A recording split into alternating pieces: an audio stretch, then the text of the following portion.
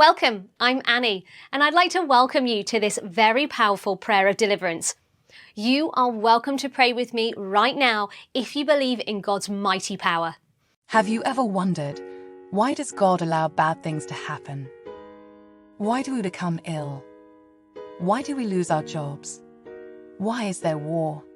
Job loss and illness are often unforeseen trials that come into our lives. It's easy to allow these things to steal our joy and hope. We may doubt God's goodness and love for us when these things happen. So why does God allow bad things to happen? It's a question that has plagued mankind for centuries. Some say that if God is good and just He would never allow suffering. Others say that God is all-powerful and could stop suffering if He wanted to. So what is the truth? Bad things happen because we live in a fallen world.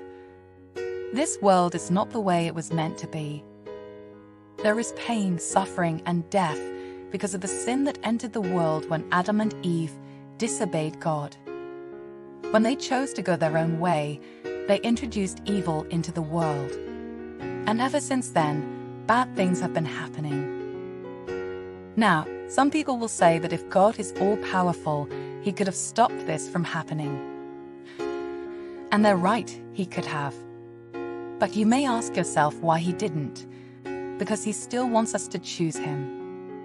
Even in the midst of pain and suffering, He is there with us, waiting for us to turn to Him. When you feel anger at the circumstances in your life, remember these verses.